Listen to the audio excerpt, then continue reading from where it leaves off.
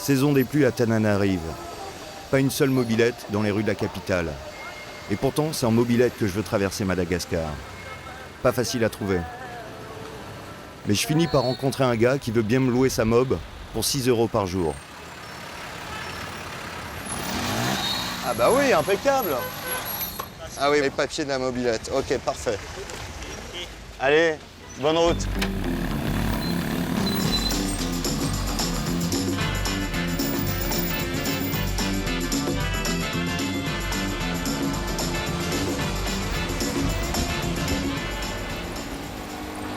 Après Tananarive, la première partie du voyage commence dans les Hautes-Terres, à plus de 1500 mètres d'altitude. Ensuite, ce sera la fournaise des plaines du Sud. 35 km/h. Je ne peux pas aller beaucoup plus vite. Pour descendre vers Tuléar, il me faut une dizaine de jours en suivant la Nationale 7. C'est la seule route goudronnée du pays. Enfin me voilà sur la route Nationale 7. J'ai quitté en fin de matinée Tananarive, la capitale de Madagascar. Et me voilà sur la route dont je rêvais. C'est une route qui est assez dangereuse, la Nationale 7. Il y a quand même beaucoup de camions. Il faut faire très attention.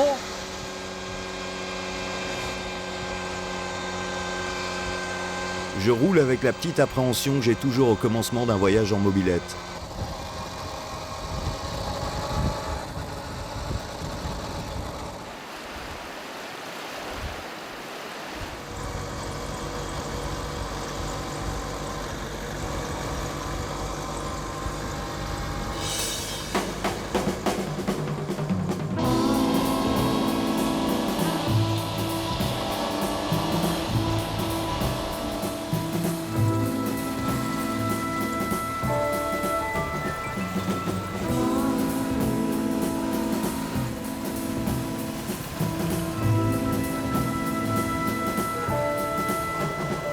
Ah, vous êtes bien équipé, hein? Ouais, il faut, ouais. Lui, c'est Aristide le motard, le premier deux roues que je croise sur la route.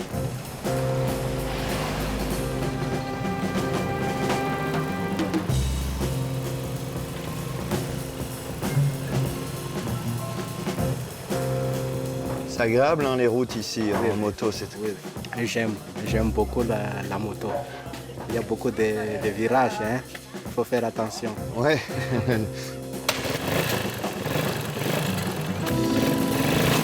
Aristide me propose de le suivre jusqu'à Ambositra. Il veut me montrer ce qu'il fait dans la petite ville où il habite. Je suis toujours partant pour ces rencontres, mais le problème c'est plutôt ma mobilette, elle a du mal à suivre. Me revoilà. Je vais pas vite dans les montées.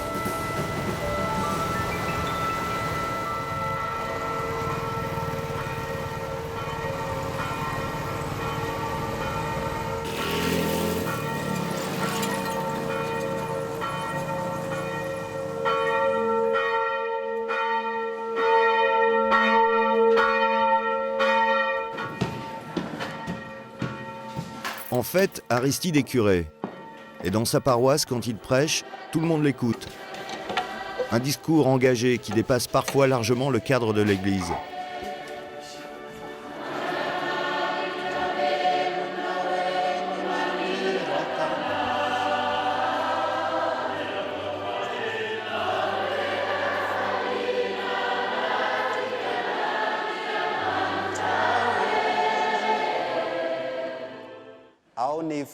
On ne peut pas accepter ce qui n'est pas conforme à la démocratie. Or, il y a eu trucage important lors de la dernière élection. Il y a eu trucage et les gens n'ont tout simplement pas pu exprimer leur volonté en votant dans leur commune parce que certains bureaux de vote avaient été supprimés. Ce sont des choses qu'on ne peut pas accepter. Cela est contraire à la démocratie. Alors je vous demande à tous de bien réfléchir à cela et d'agir en permanence pour dire la vérité sur ce qui s'est passé autour de la dernière élection. Il n'y a que la vérité qui puisse libérer l'âme. Je suis à moitié bureaucrate et moitié sur terrain. C'est ça la pastorale. Bureaucrate parce qu'il y a beaucoup de gens qui cherchent des dossiers, on prépare des sacrements et à l'extérieur, il faut visiter les chrétiens, ceux qui ont besoin d'aide morale, psychique, comme ça.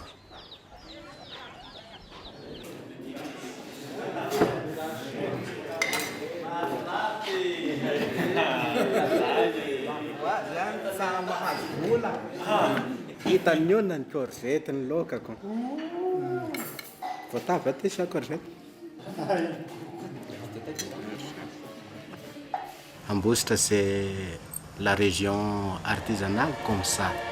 Et la plupart, ce sont des catholiques. Fatan Christ.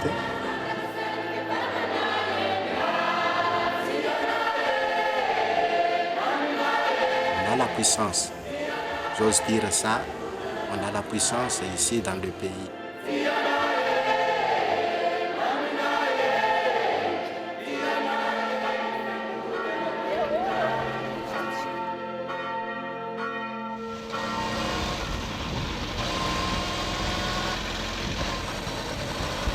Déjà 200 km depuis mon départ.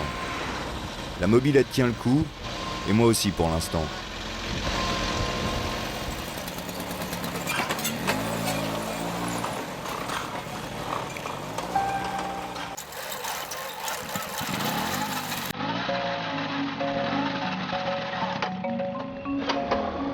Les journées commencent tôt. Le matin, c'est le moment le plus agréable pour rouler.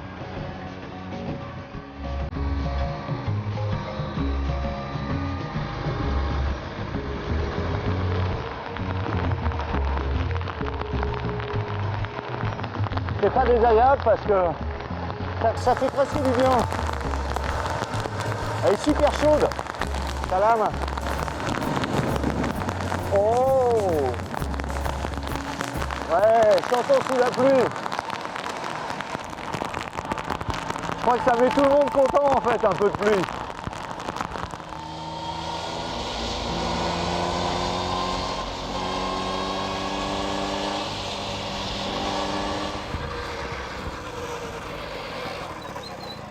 Salam. Hey, hey.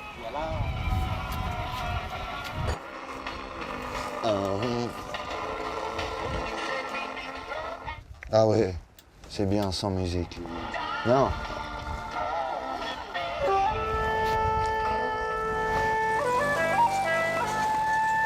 Les pluies tropicales ne durent jamais très longtemps. 1 heure ou 2, tout au plus. Et au coin de la rue, je tombe sur le baby-foot de mes années lycée. Ça va?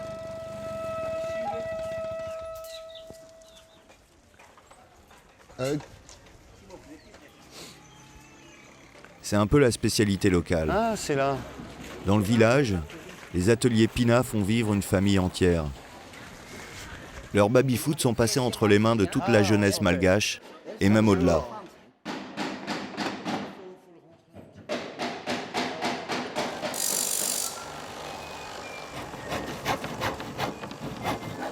On fabrique spécialement le baby-foot et le billard ici en Batuland. Premièrement, c'est notre village natal. Et ensuite, c'est un village artisanal aussi. Il y a d'autres artisans spécialisés par les cocottes minutes, la fonderie de l'aluminium. Et nous, on emploie aussi des aluminiums. Et on a pris ce village. Il y a d'autres personnes qui emmènent notre baby-foot chez eux, à l'extérieur. Où ça? La dernière fois, c'était en France. Ah donc il y a vos baby-foot qui sont en France. On peut trouver un exemplaire de votre baby-foot en Oui, France. peut-être, mais le problème, c'est qu'il est à l'intérieur de chez eux. Ah, il y a une place sur le alors ça, on replace le tapon. Oh là!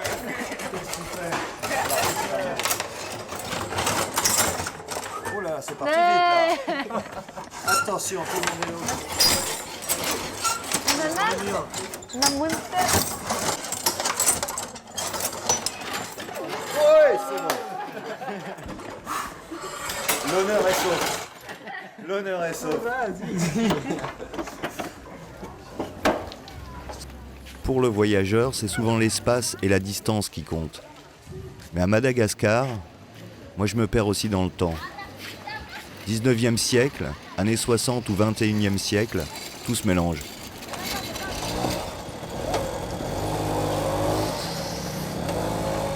Bonjour, la Nationale 7, c'est par où? L'église? Non, ouais, non, pour aller sur la Nationale 7, c'est dans quelle direction? C'est par là? Tout droit là-bas? Oui. Ok, merci beaucoup. Merci.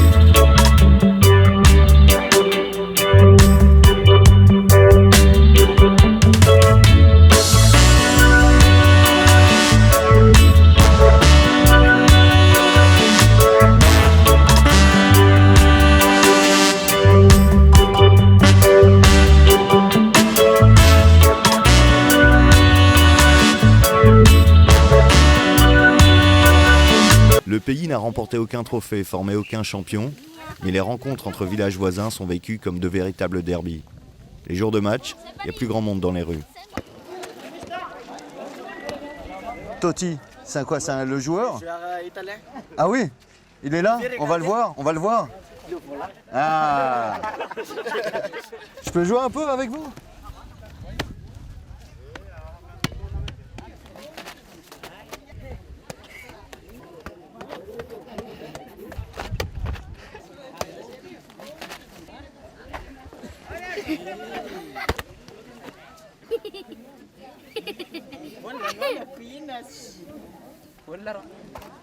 Yep. Bon, aujourd'hui, il va falloir bien jouer, les gars. C'est important pour nous, mais aussi pour vous, parce qu'il y a une sélection en jeu. Ok? Tout le monde a bien compris? L'enjeu est important. Le village qui reçoit doit battre son adversaire. Il est question de suprématie locale. Mais il y a un autre enjeu plus important encore pour les joueurs. Sur le bord du terrain, un homme assiste au match avec une attention toute particulière.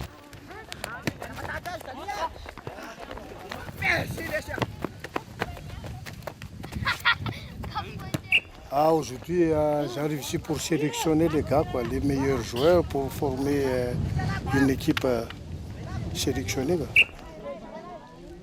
Alors il y en a un là que vous avez repéré déjà, Oui, vous pouvez nous montrer? C'est lui qui a jonglé la balle avant le match, là. Le numéro 7, très petit bonhomme là.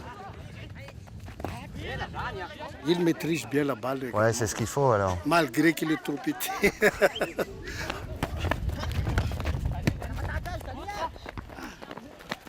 Les bons joueurs sont presque les petits gars.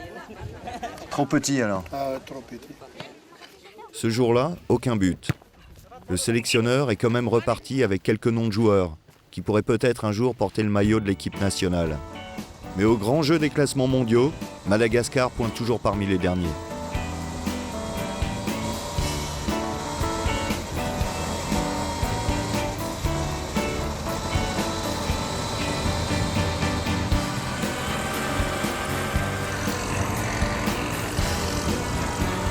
Alors là, je suis content, il y a un mec qui va moins vite que moi en scooter. Ouais, je ferais mieux de pas faire le malin parce que ils vont m'avoir en côte. Déjà 300 km depuis Tananarive. Ma mobilette donne quelques signes de fatigue.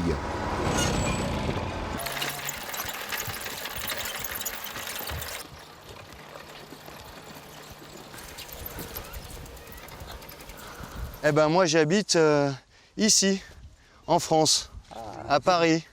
Alors j'ai pris l'avion et j'ai fait Madagascar. Les témoins de Jéhovah. Témoin de Jéhovah. Et vous allez sur la route? Sur la route numéro 7, allez en fait. Moi aussi je fais la route numéro 7. nous sommes certainement d'accord pour dire que la vie n'est pas facile. Aimeriez-vous vivre un jour dans un monde où il n'y aurait plus ni haine, ni pauvreté, ni maladie, ni même la mort? Alors là, si je pensais un jour que j'allais lire la brochure des témoins de Jéhovah. Bonjour, on vient vous apporter la bonne parole. Un jour viendra où vous en aurez besoin, vous verrez. Tenez, avec ce livre, vous saurez tout ce qu'il faut savoir sur le royaume de Dieu.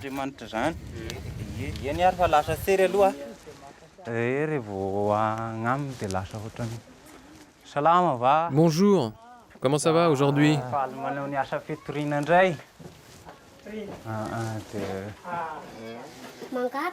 On vous apporte la bonne parole. Croyez-nous, tout ce qu'on dit, c'est écrit dans la Bible.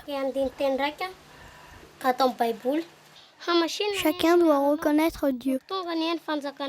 Chacun doit savoir que son règne viendra, que sa volonté sera faite sur terre comme en ciel.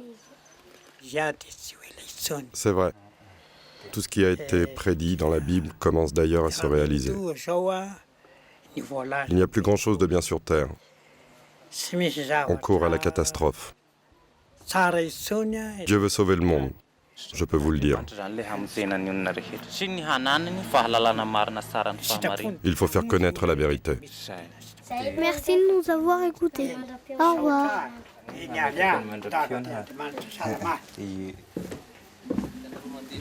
Je peux plus écouter leurs histoires de fin du monde et d'apocalypse. Je les laisse, il faut que je m'occupe de ma mob, elle ne démarre plus.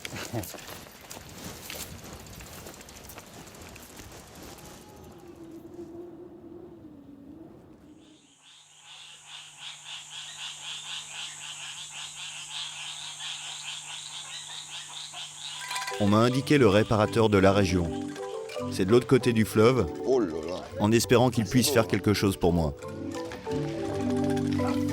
Ils vont à l'école, les petits, là, c'est ça? Oui. Ils arrivent avec le bateau?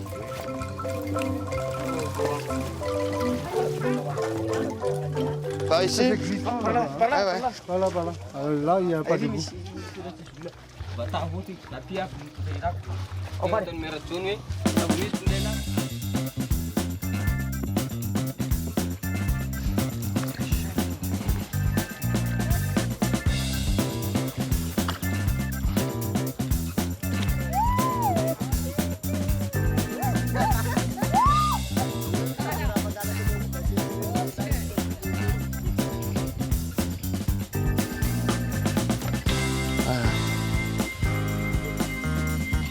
Voilà.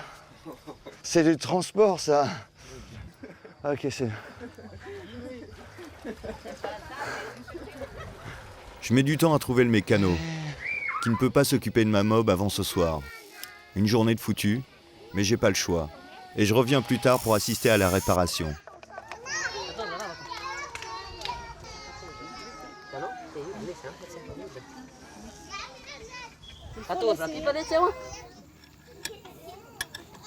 Question mécanique, la réputation des Malgaches n'est plus à faire. Roi de la débrouille et du système D, je récupère ma mob avec un moteur refait à neuf. Alors, qu'est-ce qu'il dit? C'est du bon matos.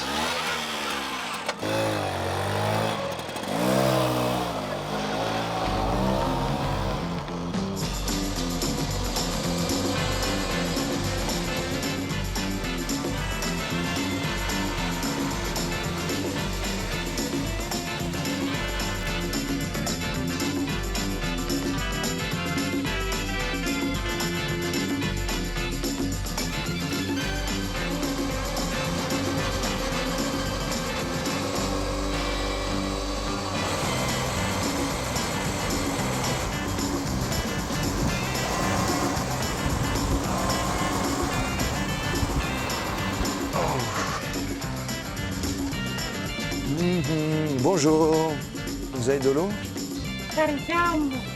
Ça va? Salam. Bonjour. Voilà, tiens, un bien grillé.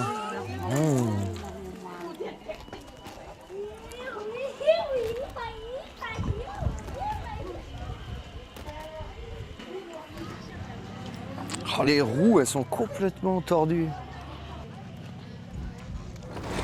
Je croise très peu de mobylettes à Madagascar. En revanche, il y a partout de drôles d'engins, entre chariots et carrioles, qui servent à transporter toutes sortes de marchandises.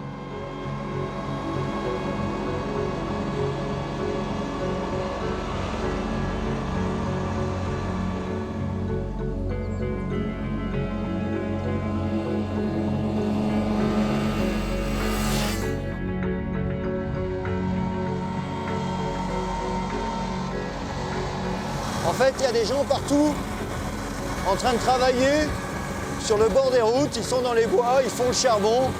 Un charbon qui est la seule ressource énergétique pour les gens ici, les Betsileo. Partout le long de la route, il y a des gens avec du bois sur la tête. Ça a l'air d'être l'activité principale. Il n'y a jamais quelqu'un qui se balade sans avoir un bout de bois, comme ces gars-là, les Betty, Salam, ou ceux-là qui font aussi du transport de bois. Salam. Dans la région, le charbon de bois est une activité strictement familiale. Le père coupe le bois, les femmes préparent le feu. Tout le monde se met au bord de la route, c'est plus facile pour les livraisons.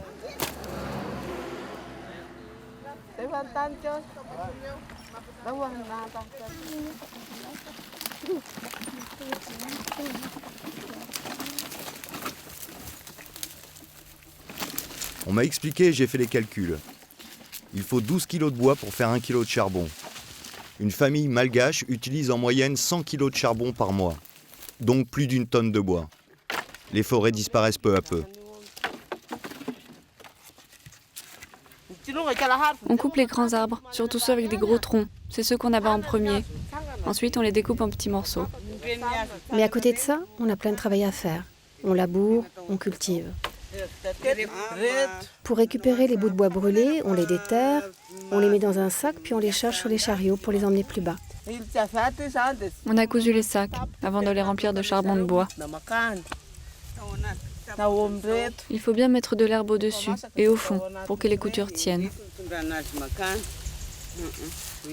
Il ne faudrait pas que les sacs se déchirent sur la route. Pour préparer le charbon, un mélange de feuilles séchées et de bousses de zébu sert de combustible. Les branches se consument à l'étouffer pendant plusieurs jours.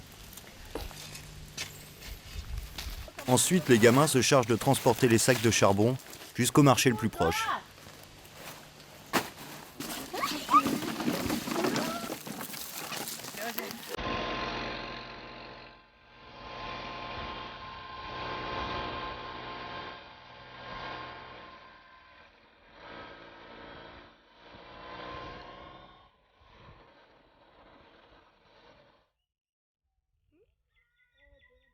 Quand ils ne sont pas de corvée de bois, les gamins sont de corvée de riz.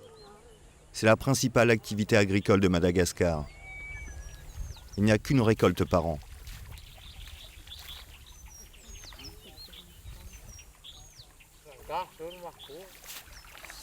Je laisse ma mobilette sur le bitume de la Nationale 7.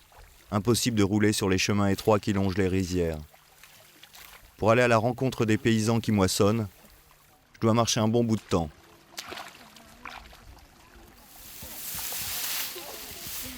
L'organisation est partout. Visible dans le décor et les terrasses aux contours soigneusement tracés, mais aussi parmi les paysans. Les hommes coupent, les femmes et les enfants assemblent les ballots puis les transportent. Ensuite, les vieux s'occupent du séchage.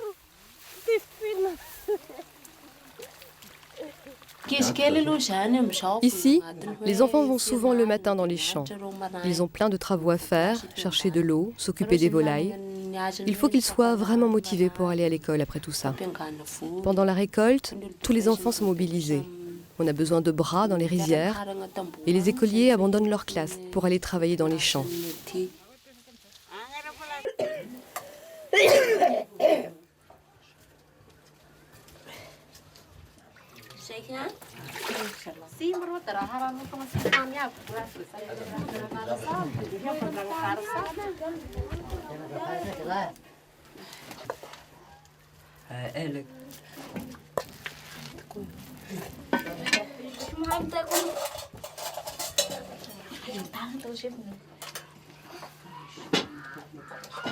Aujourd'hui, on est un peu plus nombreux que d'habitude pour travailler dans la rizière.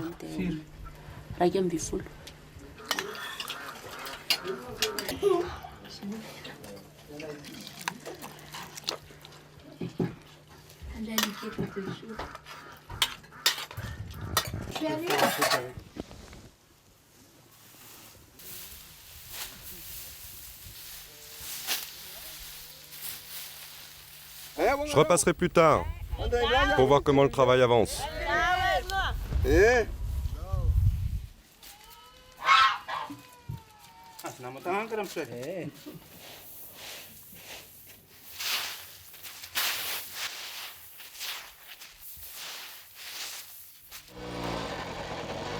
Certains enfants n'ont pas le choix. Ils travaillent le matin dans les rizières. Les autres vont à l'école. Ils suivent les cours de Madame Joséphine. L'institutrice est née ici, et les rizières, elle connaît. Elle en fait même souvent son principal sujet de cours de grammaire. On peut commencer la leçon de lecture. Vous êtes tous prêts? Je vais vous lire l'exercice une première fois. Dans le journal de Vocatra est parue une annonce concernant l'utilisation d'engrais pour améliorer les rendements de la culture du riz. Il faudra que je prévienne grand-père, ça devrait l'intéresser. L'annonce du journal du 2 mars 2007 dit que l'engrais est facile à utiliser. Normalement, ils sont obligatoires d'être en classe, mais à cause des problèmes qu'il y a dans la famille, les autres restent pour la récolte et les autres viennent en classe. Là, il faudra compléter les mots manquants, d'accord? Il y a 3 phrases à compléter. C'est bon pour vous? Pour les enfants qui peuvent aller à l'école, ils sont heureux. Mais pour ceux qui ne peuvent pas, normalement, ils sont tristes.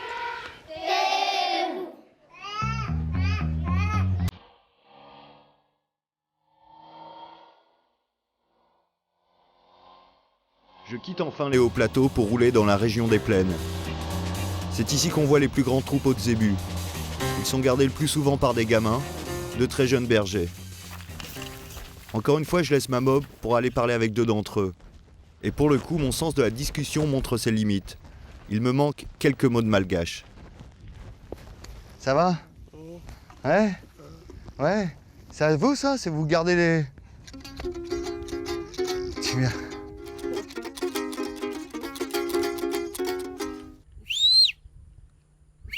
Oh!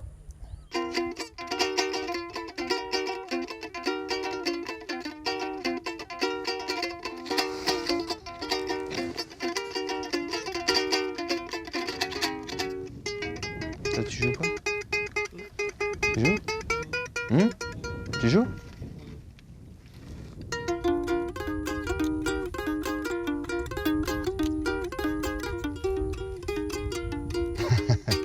Bon bah je vais vous laisser hein, les gars.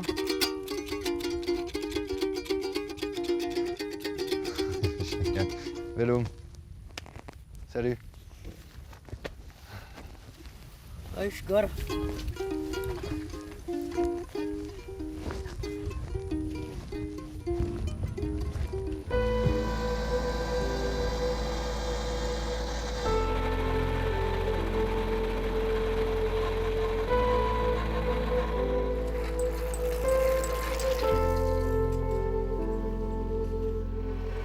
Ces décors immenses font parfois penser aux grandes étendues américaines.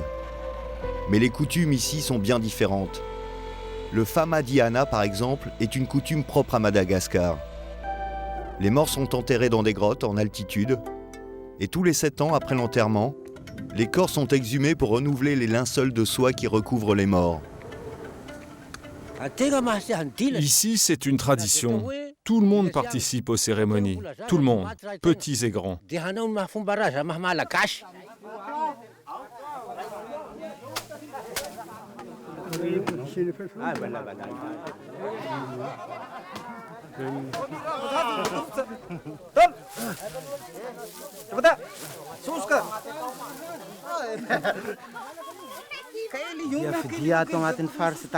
Quand il y a une exhumation de mort, quand on est désigné pour y participer, on n'a pas le choix. On ne peut rien faire d'autre que d'y aller.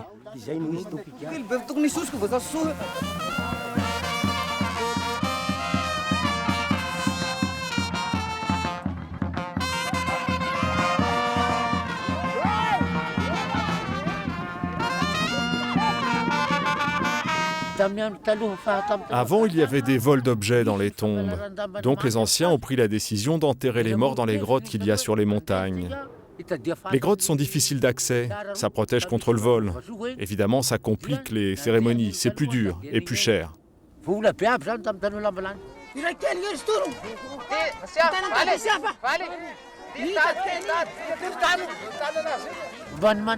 Les familles les plus riches qui ont déjà des tombes dans les villages continuent à se faire enterrer là-bas. Mais les autres transportent toujours leurs morts là-haut, dans les grottes.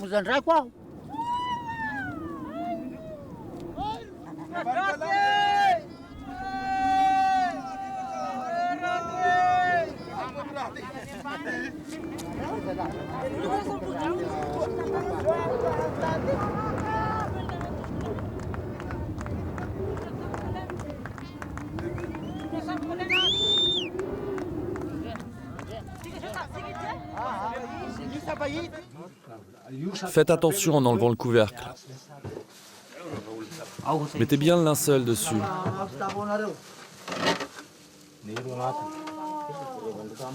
Ne touchez à rien. On regarde juste pour voir.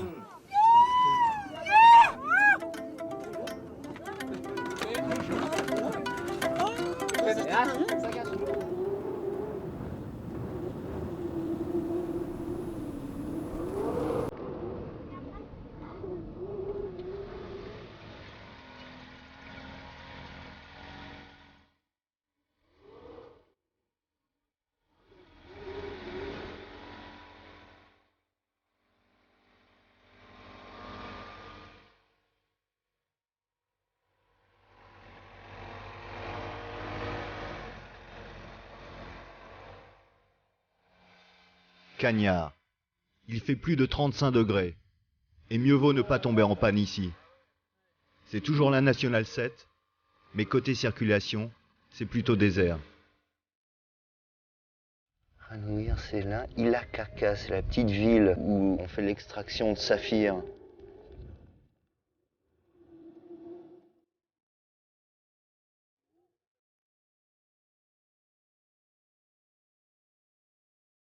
Donc je vais faire un plein là-bas et puis ensuite il me restera à peu près 350 km pour arriver au canal du Mozambique à Tuléar, si tout se passe bien d'ici 2 ou 3 jours.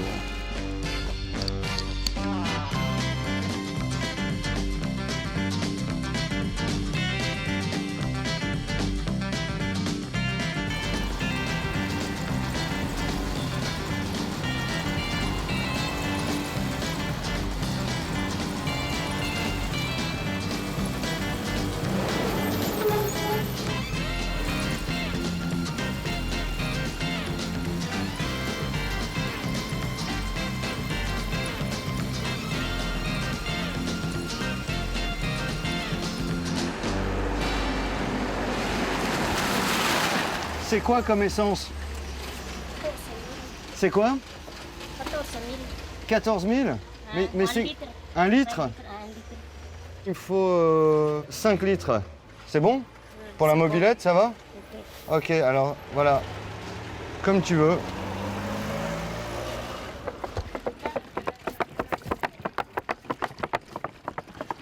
Mais pourquoi les gens ils viennent ici et vont pas à la station-service? C'est quoi la différence? 1 kilomètre. Ah, c'est juste parce que c'est plus loin? Ok, bye bye. Au revoir. Vélome. Allez, Cassos. Ilakaka. Avant, c'était un village de quelques cases au bord de la route. C'est devenu une véritable ville à la fin des années 90. Aujourd'hui, on parle de 50 000 habitants. Un gisement de saphir a été découvert et tout a changé. C'est l'histoire habituelle des ruées vers l'or ou les pierres précieuses. Des milliers de paysans qui viennent de tout le pays pour tenter de faire fortune. Mais ce sont des Sri Lankais, des Thaïlandais et des Indiens qui tiennent tout le business. Chaque jour, les mineurs malgaches tentent de vendre leurs pierres.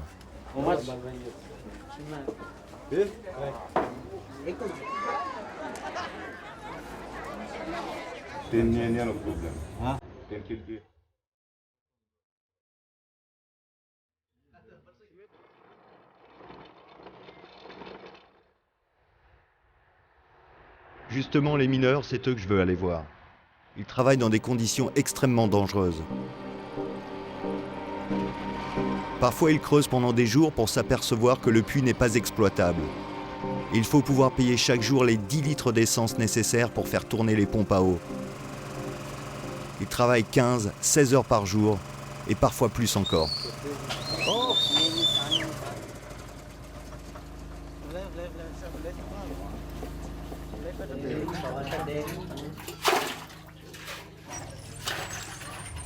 C'est bon là-haut, vous pouvez remonter.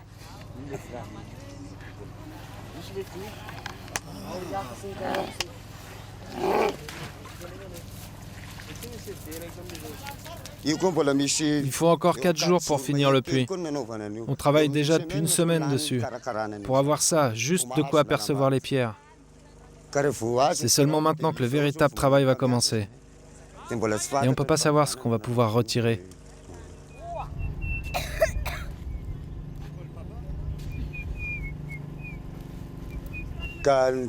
Moi, si je suis ici, c'est seulement à cause du saphir. J'ai commencé à en chercher il y a à peu près 10 ans. Tous mes enfants travaillent avec moi, même ma sœur. Elle travaille ici avec nous. Le problème, c'est qu'on est loin de tout. Il faut transporter toute la nourriture.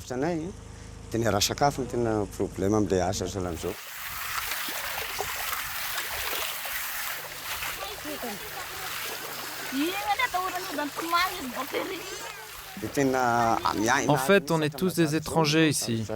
On vient de tout le pays. Mananjari, Diego, Tulear, Tamatave, Morondava.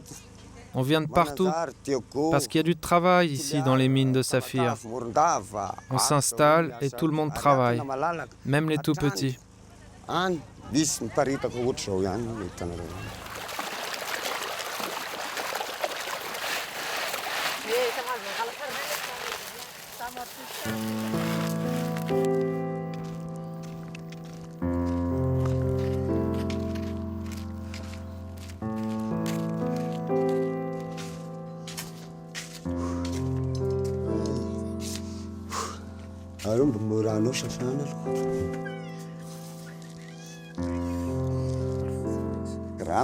Quand on trouve des belles pierres, c'est le jackpot.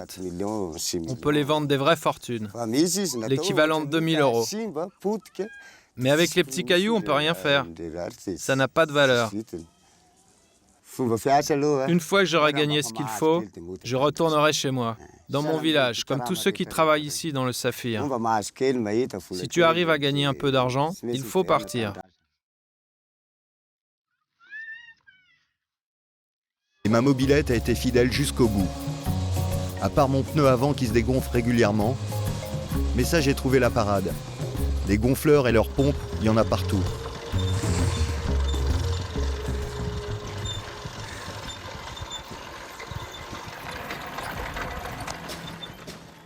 Salama. C'est bon là? Ça? Ah, c'est bien. T'as la pompe? Voilà.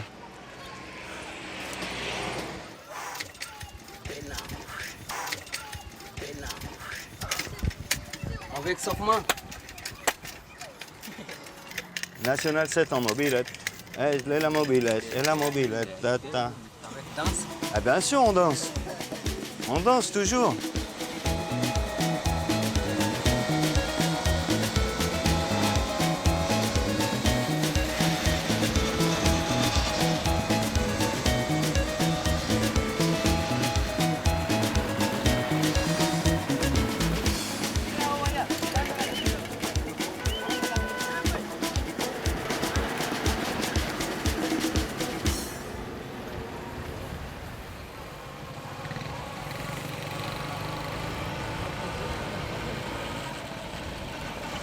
C'est la fin. Je dois être sur le dernier kilomètre de la Nationale 7 que j'aurai parcouru entièrement du kilomètre 0 à Tananarive jusqu'à ici. Voilà donc Tulear.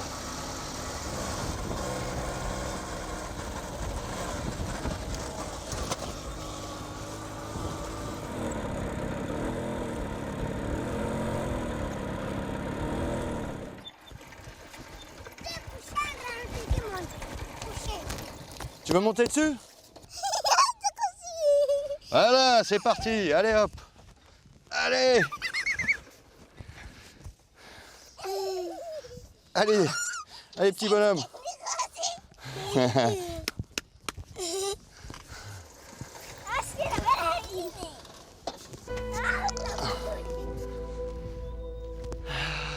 Après 1000 kilomètres à travers le pays, des hauts plateaux jusqu'au rivage de l'océan Indien, j'ai découvert une île attachante. J'ai repensé à toutes les rencontres du bord de la route et j'ai compris à quel point je pouvais apprécier guidon en main Madagascar qui défilait lentement autour de moi. C'est ça, le monde selon ma mobilette.